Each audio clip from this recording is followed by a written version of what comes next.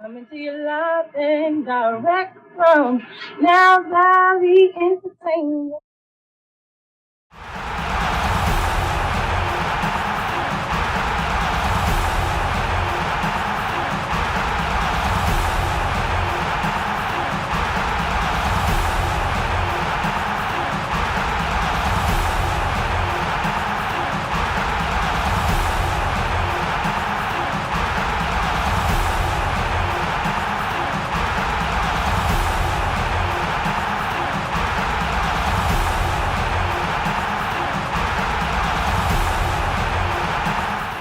What's up, boxing fans? This is TBE Boxing back at you again. All right, so we saw the fight between Klitschko and Anthony Joshua, and as we all know, Joshua won by 11th round knockout. All right, so it was a great fight, but that fight is over with now, and so there's a lot of talk about Fury and Joshua. What's going to happen if they fight? If Fury comes back and challenges Joshua, what's going to happen? Who's going to win? Well, I think we're going to have to analyze that and see what we can come up with. Now, as you know, Fury refers to himself as the so-called Gypsy King. Now, for those of you who don't know what the Gypsies are, or don't really understand, Gypsy is short for Egyptian. Okay, that's like as an ancient Egyptian. Okay, so that's what the word Gypsy actually is referring to. The Gypsies are if you know anything about the Gypsies, you will know that the Gypsies are renowned for their fighting skills. Back in a couple hundred years ago, back in England, Scotland, and Ireland. Okay, they was well known for their martial abilities. Okay, not just in hand to hand combat, but sword fighting, horse riding, stick fighting, any type of martial combat. They was renowned or well known for that. Okay, and so by Fury claiming to be the Gypsy King, he's kind of referring to that in that sense, as a boxer. Being that the Gypsies were well known for being good fighters. Okay, now like I said, for those of you who don't know, Gypsy is short for Egyptians. Okay, and even though today in England, generally speaking, it's kind of fashionable to try to claim that the Gypsies or the Romani, as they call themselves, originate from India. But this is a misconception that's been perpetrated by a lot of people who don't really know what they're talking about, and they come up with all kind of elaborate writings and history to try and prove that the so-called Gypsies are from India. Okay, but according to the mythology of the Gypsies themselves, their queen Skoda was the daughter of an Egyptian pharaoh. Okay, I mean I could go into that, but there's no need for that right now. We're going to talk about the fight, not necessarily about the origin of the Gypsies per se. But I just want to give you a little background about who the Gypsies were. But like I said, the word gypsy is short for Egyptian. So we all know who the Egyptians are. And I'm not talking about the Arabs that are occupying Egypt right now. I'm talking about the real Egyptian, the black people of Egypt, because we all know Egypt is in Africa. I mean, there's no more need to be said about that. Okay, so like I said, the Egyptians in England and Ireland and Scotland was well known for their fighting abilities. And so if you notice on the graphic that I have up here, I'm showing you that I say that the real Gypsy King is Anthony Joshua. So if you were to go by who the Gypsies really are, then Anthony Joshua is actually the real Gypsy King. Now there's a lot of Europeans who have adopted the Gypsy lifestyle and the Gypsy way, as a tradition. Okay, and so there's nothing wrong with that, but we have to know what the real history is. Okay, so if you look at those of the graphic that I have up there, you see that there's two books, or actually three, by an author from England. Both of them are from England, actually. David McRitchie, the Ancient and Modern Britain's part 1 and Ancient and Modern Britain's part 2. And then I have Gerald Massey as well with a book called Book of the Beginning. It's a 2-volume book, but if you read the first volume, it is a lot about Egyptians in the British Isles and the different place names of some of the places in Britain as it relates to Egypt or ancient Egypt. So for those people who don't really know it, the history of England, Ireland, Scotland, just like anywhere else, Africans have a big part to play in the actual history of England, Ireland, Scotland, and in popular tradition, they were called gypsies. Okay, so but anyway, just if you want to find out more about that, you can go ahead and read those books, Ancient and Modern Britain, Part 1 and Part 2, and also Book of the Beginning, Volume 1 by Gerald Massey. Okay, so enough about that. But let's move on to the actual fight now. Personally, I think that if the fight were to happen today between Tyson Fury and Anthony Joshua, I think Anthony would probably, Joshua would win by knockout. I mean, Tyson Fury is a good boxer, okay? And he has a lot of boxing skills. He's very mobile as a big guy. He's a big 6'7" or 8 or 9 or whatever it is. He's very tall. And so but for a tall, big guy, he's very mobile and very versatile in boxing skills. He's very light on his feet as a big guy, so he has a lot of good skills as a boxer.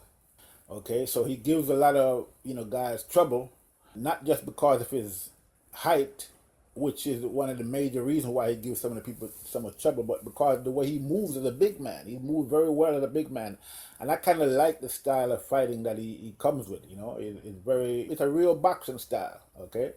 However, I have the same criticism of him as I have had of Klitschko, in that he uses, like, he's a big guy, so for the most part, most of the people that he's fighting against are a lot smaller than he is, and so they have a hard time trying to get within range to actually reach him. Being that he can move so much as a big guy, he used that to his full advantage, which I don't blame him for doing that. Okay, so basically a lot of these guys that he fights, are much smaller than him. They barely reach up to his waist, and they can't reach within range to really hit him. So he takes full advantage of that. He has very long arms, and he jabs them and he moves, and and so he basically takes advantage of that, and that's how he beat most of the guys that he fight. Not just with his skill, but also with the fact that he's a very big guy, and it's very difficult for them to get within range. But like we saw in the Klitschko-Joshua fight, that's not going to work with a guy who's your size. Okay, it might work against those smaller guys, but when you have a guy in there who's actually your size, it's not going to work, especially if the guy that's your size has some boxing skills, which Joshua does have.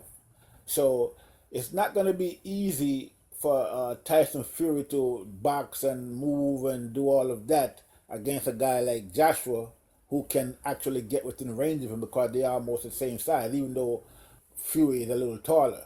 Okay, but the thing about Joshua is that Joshua he's a pretty good boxer. I don't think he's as good of a pure boxer as, say, Tyson Fury is, but he's a better fighter.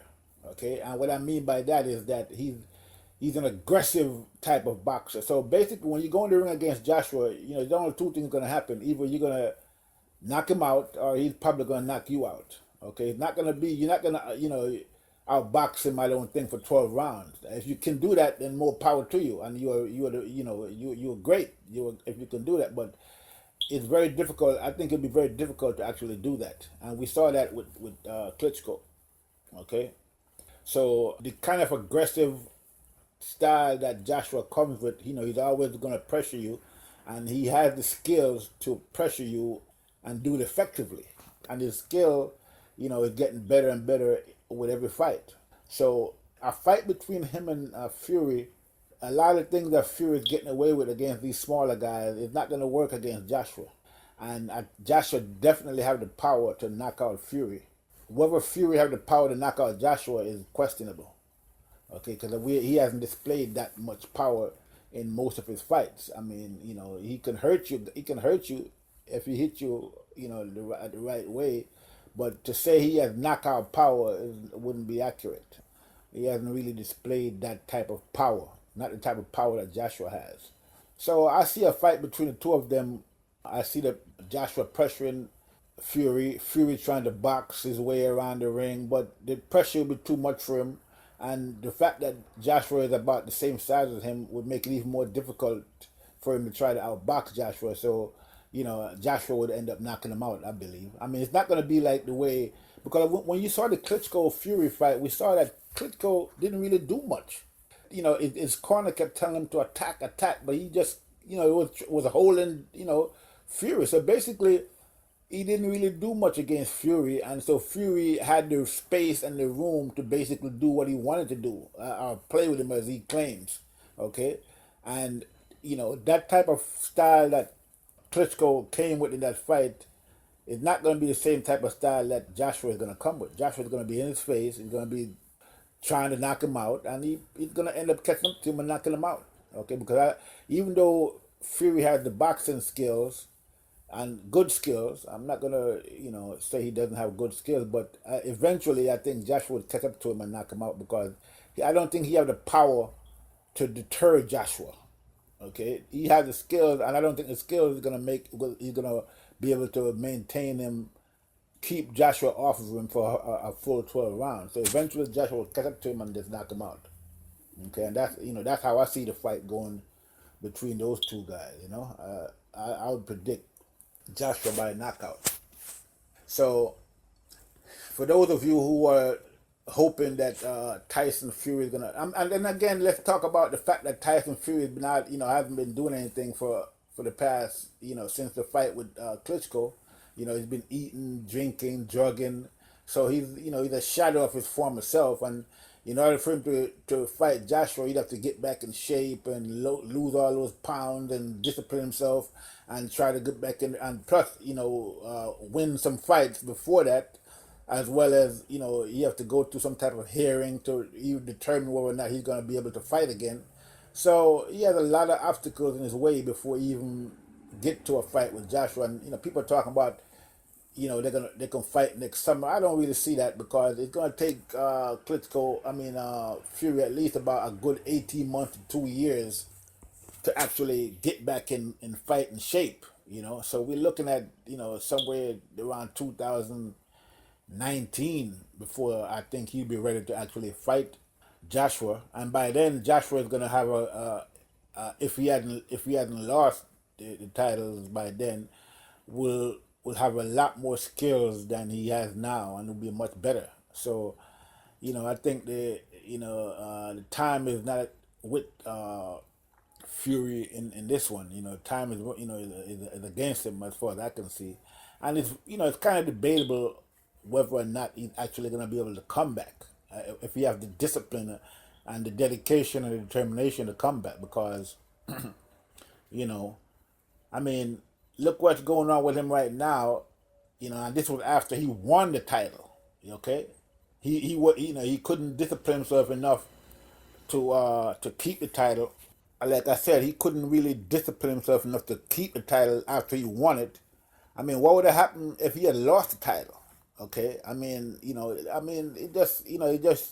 I just don't see Fury having the mental toughness and the discipline necessary to maintain the championship and to keep it, much less to come back from what has happened to him, basically what he has done to himself, to come back to be able to get back in fighting shape to the ability or the level that he was previously.